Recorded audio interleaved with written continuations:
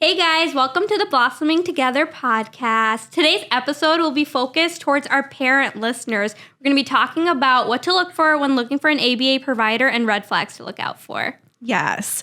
So we really want to preface this episode by talking about this isn't really to critique any specific ABA providers. Yeah, we're not hating. We're not hating. We just want to guide parents on how to make the best decision for them. Mm-hmm.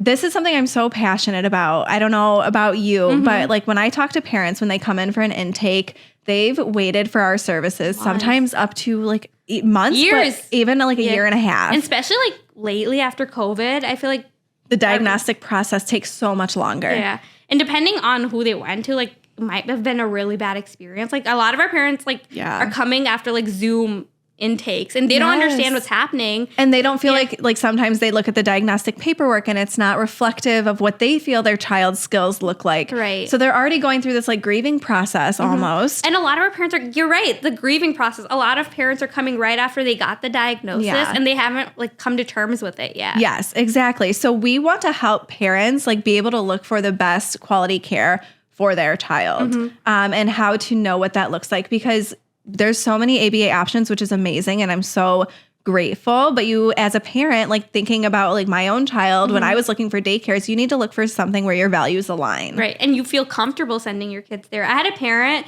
and she was telling me she looked at 10 or 11 centers until she found the one. Yeah. And she said she used to leave every center crying. How is someone sending their child there? Exactly. And it's really overwhelming. And a lot of parents, sometimes they don't even know what ABA is. Yeah. They just know that it's a great treatment option for their child. But so they go in not knowing what to look for and they're oh my gosh, they're so shocked. They're stressed. Yes. And then at the same time, you're reading. I know a lot of parents are going through this, they're reading, some people are saying ABA is bad. And then they're going and they're not feeling comfortable or they don't know what questions to ask or what to look for. Exactly. So this is really why I want to talk about it, right? It's so important, and it's I think I'm really, really hoping to help parents make the right decision for them. So what is something that you recommend? We really want to talk about now what you want to look for in an ABA company. So what's the first thing, if you were to go look at an ABA company, what's the first thing you would look for? I would look at the qualifications of the staff members, how many BCBAs are on staff, and having one is not cutting it. No. You need more than one or two, really. Yes. So I don't know if everybody knows this, but in order to be a supervisor of a child with autism, you do not have to have your BCBA, which is your board certified, you're a board certified behavior analyst. A lot of centers you may go to might just have QBHPs on staff. Which are fantastic. And then one BCBA. Yes. And they're quality clinicians and they're great, but you just want to ensure that those QBHPs are well-trained by seasoned BCBAs. Correct.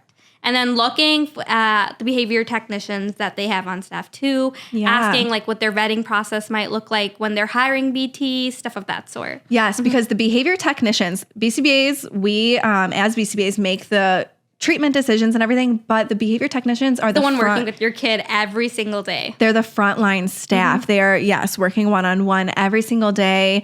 So you want to know what training that these behavior technicians go through. And I always want to know, do the centers offer growth for their behavior technicians? Do they offer them the opportunity to become registered behavior technicians? If they don't, they might not value, they might have higher turnover rate because the people working directly with your child, they might not have as much buy-in. Whereas if the technician has this extra education, they're going to provide such quality care. And when you're having that intake process, does someone explain what these roles are even to you? Because I recently had a client who has received ABA services before, and she asked me what a behavior technine was. Oh, I'm sad. And she was like, a behavior technician's going to run the session. Yeah. I was I was very confused because I was you've been in ABA from a couple months now, and you didn't know what a behavior technician did. They had this experience, and they don't know. So I was wondering, what they even went through. Yes. So I guess we could shed light on that. Yeah. So when you're looking at treatment for a child with autism with an ABA, they will work one-on-one with an individual. So it's usually a behavior technician or a registered behavior technician. Sometimes BCBAs provide one-on-one direct care, and that's a good option as well, but it's not often within an ABA center. And then the BCBA, they are in charge of supervising the behavior technician to ensure that the treatment is following the plan and protocols. And then they're also supervising that behavior technician. It's good to ask how many hours. Yes, we'll get into some questions. That's a really, really important one. They're the ones supervising, and then they're also the ones that you'll probably meet with the most. Well, you'll meet with the behavior technician at drop-off, pickup. Yeah. But also you'll meet with the BCBA one-on-one usually. We'll talk about this a little later. Yeah, but that's really, it's so important to know that's the BCBA is the person who's going to be guiding you as the parent, whereas the technician is working one-on-one with your child. Some people have give the analogy the BCBA is like the doctor, and then the behavior technician's like the nurse. I never thought about. I like that analogy and a lot. It makes sense. You want to have that close the nurse is the one taking care of you. Yeah, but the doctor might be the one making a lot of those bigger calls. Yeah, exactly. I think that's a really important thing to look at when first looking at a center. I also want to look at that the ABA center themselves are following evidence-based practices. So what this means is they're following practices that are guided by research that has been shown to be effective with children with autism, and especially it needs to be behavior analytic in nature. Right. BCBA should be following their own education. And then if you're a parent that isn't familiar with these practices, it's really simple. You can Google it. Yes, right? I forget the name of the website. I'll have to look, but there is a website that states non-evidence-based practices, or you can plug in the practice being used and it tells you if it's evidence-based or not. We're lucky we live in the day and age with technology. Thank God for it. But look at these things, because if you come across a center and they're not, that's not the place you need to be. Exactly, because they're not following research when working with your child. So the improvements within your child aren't going to be as significant. Right. One other thing to look for is, are they individualizing treatment plans to your child? Yes. Because I know a lot of people come across centers or clinics or in-home providers that are just copy and pasting goals. Yes. And they have nothing to do with the learner. No. One time I got, this is horrible too, but I got a report from a different center and it had the wrong kid's name in it. That's so devastating. Say the goal was for Johnny. Yep. And it said Samantha will XYZ. And I was like, so you just know that they're copying, pasting, not prioritizing the learner. It needs to be individualized, because each child with autism, they're different. They might be the same age as their peers. And sometimes I use relatively the same goals. We talked about this in the BB Map episode. I use a lot of the same goals for the learners, but I find a way to individualize and target them towards that specific And if they can't child. even individualize a name, I don't think they're individualized. The practices, yeah. Which is horrible. Yeah, that makes me really upset. I know, it's so sad. What else do you feel I want to know that the hours are decided based on clinical need. So what this means is when you go to an ABA provider, they'll do their assessment, their intake assessment and initial assessment, and then they'll decide how many hours that your child will receive services for based on their assessment and where they're scoring within that. I want to know that they're not just asking insurance for as many hours as they... Yeah. And that happens a lot too. Yes. Where centers are like, oh, we have a client, let's just request 40 hours. Right. And what that tells me about that center is that they are prioritizing the billing aspect of it rather than what that child needs and taking into consideration what's that. Important. I feel sometimes for when they're doing it, does your child take a nap? Do they take a nap? Do they have other things they're going to right now? Because I feel when I find out I have a nap kiddo, I'm like, okay, well, we need to figure that out. Factor in that 2 or 3 hour a day, depending on how old this child is. The other thing is I want to allow that child to have family time too. Yes, it is so sometimes if a child needs it and they are they require more support. Yes, I'm going to request 30, 35 hours, but I really want to take into consideration, how is this going to impact the family life when they go home from ABA? Are they just going to bed? Are they going to bed? Do they get one-on-one time with their child? And I think I look at this a little bit different now as a parent. Yeah, especially when we're getting only 1 hour. I come home at 6. Yeah. Or I leave the center at 6. So my child's going to bed at 7. See, it sucks. I'm now coming to terms with that because I'm coming back full time and now I'm adjusting, and I was like, oh my God, I'm going to pick my daughter up from daycare at 5 o'clock, get her home by 6 because of traffic. I'm literally going to have 30 minutes before I have to start feeding her and start the bedtime 30 routine. 30 minutes is not like valuable time either. It's usually you're unpacking from the day. Exactly. So now I'm like, I have this new perspective of, oh my gosh, these families, like, yes, they want the best and they need treatment for their child and it's such a priority, but they also need to have time. Family time's a priority too. Exactly. And we'll talk about like the parent training portion later, but like for them to even have time to implement some of these things. Exactly. What else do you want to look for? Like when asked, kind of going into like the caregiver involvement in therapy. Do they offer parent trainings or caregiver trainings? Do they allow siblings to join in on these trainings? How often are they being offered? I want to know what it looks like. Yep. Because are they just asking the parent to come in for 15 minutes a week to just chat and check in? Or are they like offering you the opportunity to observe the session? Are they offering you the opportunity to practice skills where the BCBA or the technician is modeling programs for the family so that the family can learn how to best implement things at home? Right. And sometimes even when you're walking through a center, you can see this happening. Yeah. Like, are there parents there? Are parents coming in and out? Or is it just like, drop them off at the door and this is kind of a side note and not something I think that you and I talked about beforehand, but like when you are going to shadow a center, when you're in the lobby, maybe get there an extra 10 minutes early and see what's happening. And see what's happening. Observe your surroundings, kind of check out like, okay, how are the staff discussing the client? Are they making sure to like hold dignity for the child? Are kids going and they're happy? Yes. That's another, I mean, we hear this sometimes we have challenges, but. And you know your kid the best, you know if transitions are hard, but generally, are kids happy going into this place? And if they aren't, how is everyone around you? Like, what is the reaction? Yeah, how are they reacting? Are there supports available? Yeah. Or is it someone just alone trying to figure it out? And then while you're in the lobby waiting, like how many parents are coming in and out, or any parents dropping off their child and waiting to like talk to the clinician? Or even if they don't have a meeting, is the BCBA like in the lobby popping out and just saying, hey, how's today going? Like, and really like that 10 minutes sheds a lot of... It'll shed a lot of light for you, I feel like. And then also asking, are they collaborating with other professionals? This is, we'll kind of talk about like red flags later, but we want the best for the learner. So ABA is a wonderful service and we provide a lot of education to families and a lot of value to that learner, but we are not the end all be all. Nope. The best practice for the child is going to be like interdisciplinary approach. Yes, a collaborative approach. Even if it's not interdisciplinary within one center, are they able to reach out? How do they talk about reaching out to other professionals? And you can usually figure this out, I feel like, from the intake packet. Do they even ask? Do they ask if your child's in other services? And this kind of goes... Do they have permission to talk to them? Exactly. This kind of goes back to about like when deciding hours, if the center is... prioritizing their other therapies as well, like acknowledging that those are a valuable part of this child's life as well. That's really true. And then also, do you have anything else? No, go ahead. Client, like, are they valuing your kid or the client? So asking like, okay, my clients I'm saying client because I'm the BCBA, but my child's really interested in this. Like, how are you going to incorporate this into their session? Yes, that is so important. And I think too, like, are they holding empathy, respect, and dignity for your child?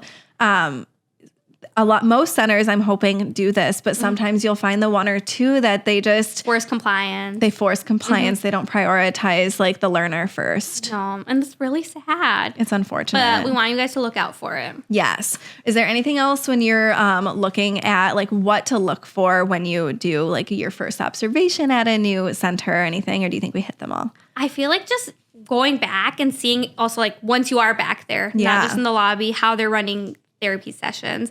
Are technicians really involved, or are they really just looking at their tablet or their phone? You can figure this out like really quickly. Yeah. Look around. Do the technicians look happy where they are? Yeah. Do clients look happy where they are? How is therapy being provided? I think that's such a good point. And something that I was just thinking about, I remember a family telling me at a previous center that I worked at, they had come from another center and they weren't allowed to do like a tour of the center. It may have been COVID times, but there was no way that they were able to like go check out what services looked like. And I feel like before I came to Blossom, this was kind of a fairly common thing. They would just get on the wait list and then they would start services, and then parents were allowed to go and check out the center, but they didn't see it. You need to be able to see where your kid is going for so many hours. It's their whole 15 life. 15 to maybe like 30 hours. Your child will be there. It's a huge, huge part of their life, and it's so important to know what that's going to look like. And then seeing what rooms like how are rooms set up? What age groups are there? Yeah. Will they have like models for them? Exactly. Like similar age peers. Right. I feel like a lot of our parents like looking like, do they have a refrigerator? Right. But, like, what are they eating? How is it organized? Is it clean? What does the classroom look like? Like, are they, this kind of goes back to individualizing treatment. There's so many ways that we can provide treatment. And we believe in an NET setting and we believe in play-based therapy, and not all centers do, and that's okay. There's so many different approaches to teaching. So if you're looking at a center that only does DTT, how many breaks are being provided for the learner, or are they strictly at the table? Do they offer any NET? Because yes, DTT is, I used to work in DTT and I find a lot of value in it, but we were also providing natural learning opportunities as well throughout their play. And no so what does that look kid like? Is sitting at the table for hours at a time. I hope not. Are they, like we said, are they valuing a child? Yes. Providing them with opportunities to be a child. Exactly. Stuff of that sort. So these are all like really those important things that we want to look for at a center. So we wanted to provide parents with the questions to ask to kind of get some of these answers. Like, yes, they can look at it when they do their observation, but we also want to provide them questions to ask that center. And if no one's answering your questions, if they don't have the answer, that's not good either. No. Anyone like you're coming in contact with should be able to answer these for you. Yes. Do you want to start them off? Yeah, I can start. Okay. So one of the questions, very easy, are there behavior analysts on staff? Yes. Board certified behavior analysts on staff, because this is very important too. Like we've talked about this, clinicians can operate as supervisors, but they don't have to hold a BCBA license. So what that means is like if you are asking about this and you're asking like, what is the BCB, or do you have BCBAs on staff? And then if they say like, we have like one or two, it's like, okay, what are the other professionals providing like those services to my child? And what you might hear is there's a QBHP, which is, I think it's a qualified behavior health professional. I've worked with a lot of QBHPs. They're really, really informed like clinicians. They're great. But we want to make sure, I think I said it before, that they are being supervised by a BCBA. Because we want to know that they have the knowledge. So what makes us different than a QBHP is we have gone and passed our board exam. So that's like the main difference. But both us and QBHPs have received a master's degree in applied behavior analysis. It's just one, BCBAs have received their board certification. QBHPs have not yet. All right. And then also, what is the maximum number of clients on your BCBA's caseload? This is important to me. This is very important. How many other clients is this BCBA serving? Yeah. We generally like to see around like 7 to 8. That's, our center of practices. We do early intervention, so a lot of our learners are receiving higher hours. So at other centers, if your learner is older, you might see that the BCBA might have a caseload of 12.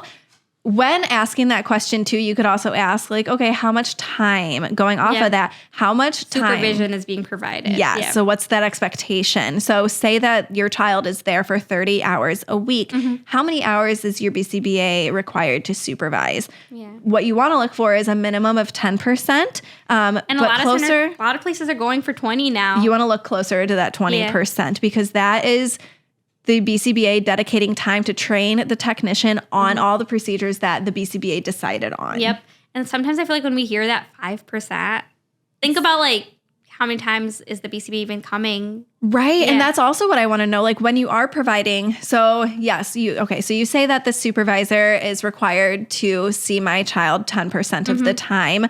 How is that broken up? Do they have to see them once a week? Yep. Or I've worked at a center before and it wasn't my favorite model. My BCBA only saw me once, she would do like a 4-hour chunk at the beginning of the month because she was going on vacation later. But then I wouldn't see her again until the next month. That's horrible. I had so many questions. I was a behavior technician. If she put a program in on Monday, in the beginning of the month. Yeah. What about the rest of the month? Are you going to see how it's going? What if I'm having challenges as a technician? I need somebody to answer those questions for me. Yeah. And I think that as a field in general, these requirements are changing. So hopefully it's not looking like this as much anymore. Right. But ask those questions. You want to know. They're important. Yes. How often is the supervisor with your learner? All right. Do you have any other questions you would ask? I would also ask, what does staffing look like for your learners? So does it vary week to week? So your child is going to be staffed with a behavior technician, that one-on-one person with them. Some centers may do it where they vary the like staffing week to week. So like at the start of the week, they decide like, okay, so-and-so is going to work with Johnny. Okay, the next week it's a different person working with Johnny. Other centers will do it where you have a consistent staffing. So depending on the priorities of your child, you want to know like what that's going to look like. I'd prefer consistent staffing. Even if it's 1 to 2, that's okay. I don't know. What do you think? I mean, I also came from a place where I had a different kid each day as a technician. I did as well. Yeah. And I felt like it was not. It depends. Yeah. And I hated to say it, but like I felt like when I was teching, I felt like that learner was making a lot of progress or getting like what they needed out of it. But then I'd come back 2 weeks later and I'm like, it was not. They're stuck on the same thing because they may have like one new technician, one experienced technician, like a moderate technician, and they weren't able to progress because everyone was doing things so differently. And also like if a lot, like you need to know what happens if your technician is out, what plan would they have for them, stuff of that sort as well. Yes. So I think that this is really important. Some centers, if like, say you do consistent staffing, if that staff like quits or for some reason is no longer with the company, life happens. Or is that child going to go on hold for a month until they find staffing? Like, what does their staff overhaul look like? What is their plan for emergencies? And what is their plan for generalization? Will this tech stay on this kid Yes. for as long as can be? Or do they have a plan for like changing it out completely? Yes. So generalization, that's a really good point. Yes, we want consistency, but they need to be able to respond to multiple different individuals because this person's not going to have the same teacher all of their life. They should be able to respond to multiple people in different environments. Hard, especially when like I know we have like a lot of parents listening. Yeah. You build a bond with your first BT. Yes, and it can be really hard leaving them, but this is good for your learner. So yeah, stick with that consistency, but it's okay that it's going to change, and have faith in the upcoming technicians that'll work with your child as well. I also want to know what the intake timeline and process looks like. So when you're doing that intake, how long is it going to take before they start your child with services? Or are they just doing it and they're like, we'll let you know when we have time. When we have time. Exactly. Yeah. But the thing is, I feel like parents get stuck in this loop, right? They think we're starting everything. They're like, oh my gosh, finally, after this 1.5 year long process of waiting for a diagnosis. I'm getting an eval done, so that means my kid's going to start, right? And then they have to wait again. It's like so sad. And as BCBAs, we need to keep in mind that we're the first typically the first people that these parents are seeing following this diagnosis and this like challenging time of like waiting 1.5 years. Yeah. Be compassionate with them too, and like being really upfront with them. If it is going to take a while, that's okay, but explain to them why and what that process looks like so that they're not just sitting by the phone waiting for the call. That's sad too. Like I feel like I hear a lot of parents tell me when they were waiting, they'll have like the intake and then they go like crickets. Yeah. They'll try reaching out to the place too. Yeah. And they don't hear back. They don't hear back. It's unfortunate. So yeah, we want open communication. You want a center that's willing to communicate with you, talk with you about like what the process is and other things. And how long it may look like. If they have a plan for staffing or if they're going to wait till after the intake is done. Yeah. Of that sort. Something else to look for is asking what the turnover rate is. Yes. Talk on this a little bit. What does that mean for the turnover parent? Rate means, so say you're like, how often are techs leaving or how often are BCBAs leaving your center? Yeah. You want to know that. This can show you a lot. Are people happy there? Yeah. Or are they not happy? Because if the staff isn't happy, the staff won't be providing your child quality care. Yeah. Unfortunately, they'll be doing their best, but with what they can. Yeah. So do we have anything else to wrap up before we go to the next portion? I do have a couple more questions I think that I wanted to talk about. What does a typical session look like for the learner at the center? So we kind of touched on there are different learning methods for like within ABA. So the most common ones you're going to hear are DTT and NET. So when you're looking at centers, depending on the age of your child and what you know, you are the like professional of your child. You know what they need best. Do they need more of an NET play-based therapy, or would they benefit most from like DTT, which is table work? And for those that don't know, discrete trial training is more like table work. I know we talk a lot about NET, so I feel like a lot of our listeners don't know DTT as much. But DTT is really like you're at a table and they're breaking down a lot of things into smaller steps, and they're doing it at the table. Exactly. So a lot of questions at the table. Like Quality Place may provide those like reinforcement breaks or play breaks. But some people are just like, let's how many trials we can get in. Yes. That's something actually I've come across a lot where I'll get technicians for others. They're like, oh, we were required to run 100 trials a day. Oof, yeah.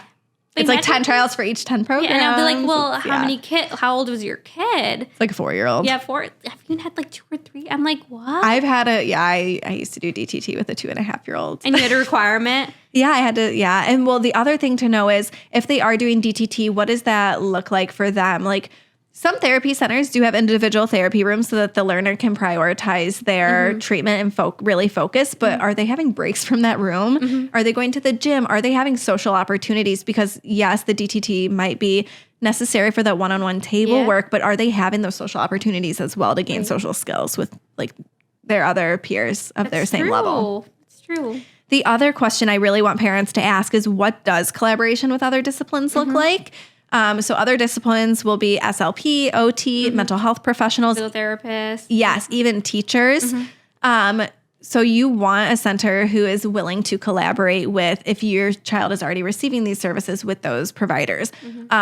Something to look for is like if they offer an interdisciplinary approach or a multidisciplinary approach within where those services are provided within the same building. That's a really great route. But you just want people who are open and willing to work with other people. And we'll talk about this going into the red flags. Yes. One really big red flag is when you come in and BCBA's like, well, you don't need to go to any, like, oh, your kid's going to like speech. No, let's stop. Eliminate this. We will work on communication. What I like to call this is don't be a BCBA hole. Yeah. We are really intelligent and we have a lot of knowledge, but we are not the end all be all. No. There's so many other great professionals who have great insight that we might not have gone to school for. No. And like realizing that if we all work together, it's better for your child. Yes, exactly. Is there any other question that you'd want a parent to ask? No. No? Okay, that's okay. I was just checking. I didn't want to Did you have one? No, I didn't want to run right over it before getting to the red flags. No. So you already mentioned one big red flag is like unwillingness to collaborate with other professionals. What else is a huge red flag, I would do you say think? not being allowed to observe sessions. Oh my gosh. Can you imagine? They're like, no, you can't come in. I'm like looking at daycares for my child and I'm only choosing ones that have cameras and like I want to be able to like check in on her and see what's going on throughout the day. If somebody were to tell me, no, you can't know what my child is doing at all when they are here. And I know, I get it. Like, you know, a lot of our, like, we are HIPAA compliant. So liability. Expecting cameras may not be the option. Right. But you should be able to come and for someone to take you back to see your kid. Yes, or your parent trainings should prioritize that observation because especially if that's important to you. And they should know that because they asked you. That should be what those, parent training meetings should look like. Is like, how do you want to learn how to implement these procedures? And if you want to shadow the session to get to know how it's done, you should be able to do that. Exactly. And I feel like it's just like a trust thing, right? You know, even, I know a lot, like even our center, we're not allowed to go back without a clinician. Yeah. But if someone's flat out telling you, oh, like I don't have time to take you back, or no. Right. There's a lot of like red flags that I would feel so uneasy as a parent not knowing. See, like I ran into this as a clinician recently. Like a parent was they were 10, 15 minutes early for pickup and they wanted to shadow the session and they weren't able to. But as a BCBA, I was like, I am so sorry I'm not in the center anymore. What's 2 days next week that you can come in and see your child? They should be able to work with you. Exactly. Like collaborate with the parent as a BCBA. And this kind of goes into my red flag. I would find it a red flag if they don't ask the parent, like to collaborate with the parent on the goals that they're writing in the treatment plan. If they are just like doing the intake interview, not asking what you want to work on. Yeah, what you want to work on. And then they're writing a treatment plan and giving it to you and be like, okay, this is what we're doing. If they did not take into consideration like the parent input, if they didn't allow the parent to kind of review it before saying this is what we're doing, like you really need that collaboration with the parent as well. That's really important. Yeah. Big red flag if you don't. Yes. Anything else? I also noted that, this is something. So if you are, before you start the assessment process, if the intake coordinator suggests an amount of hours that is going to work for your child before they've received an assessment. This will look like you're calling, let me give it, what's the front desk lady's name? I don't know. Yeah. But, you know, say you call like Susie. Joanne. Oh, Susie. It's Susie. I don't know. It's Susie. And Susie's the intake coordinator. She's like, okay, your kid's like 3. Okay, I think we're thinking 40 hours. Yes. That's not what it should look like. What it should look like is, what's your schedule look like? Are there any constraints? Do you have any other commitments that you have? But that intake coordinator does not know clinically what hours your child may need. And it is totally okay if the intake coordinator or another person you're speaking to says, this is the scheduling availability we have. We are going to be able to fill at least from 9 to 3 if that's required. Giving you a schedule is totally fine. They should not be telling you the recommended amount of hours. That is up to the BCBA completing the assessment. After they meet you. Yes. Not after they read some of your information. No, it's yes. They have to conduct an assessment to know what's clinically needed for that learner. Yeah. Is there anything else? This is something too, and I'm going to let you get to the last one. But the center does not prioritize the child's emotions and sensory development needs. So Go ahead. So a center that, you come across a lot of parents, and they'll request we don't want our child stimming. We don't want them.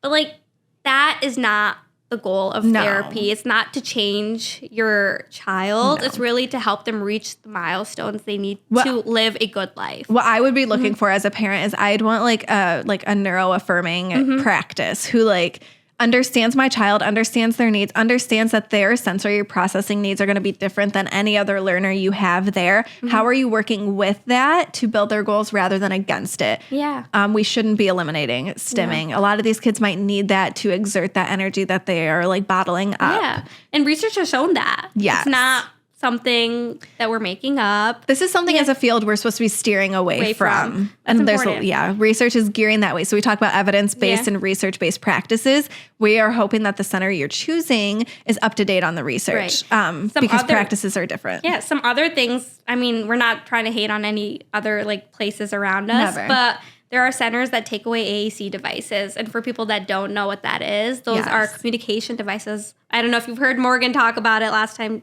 but it's very important. That's how a lot of learners are communicating. That's how they've learned to communicate in a necessary way to communicate. I've ran into some parents explaining they come in to become a client of mine. And they said, are we able to bring this learner, my child's AAC device in? And I'm like, of course. Why would you ask? And they're like, we were told we can't bring it to school, or we couldn't bring it to this setting. And I'm like, that's not horrible. Okay. And especially as a field, we're working away from these old practices. We're trying to learn new things and be neuro-affirming. Yes. And for someone to do that is crazy to me. It's really sad. So you want places who are going to prioritize your child's needs above anything else. Yeah. And I feel do you have anything else? I think that is it. So we're kind of wrapping it up here. So when deciding on an ABA center, this is a huge decision. And we know it's it's not easy. It's not easy. And we might be going through a difficult time. This is difficult. It can be difficult for a lot of families once they receive a diagnosis. It's a really difficult time, and you want to rush to get services because you want your child to make as much progress as possible, especially if you've just received your autism diagnosis. You're I really want them to get treatment as soon as necessary.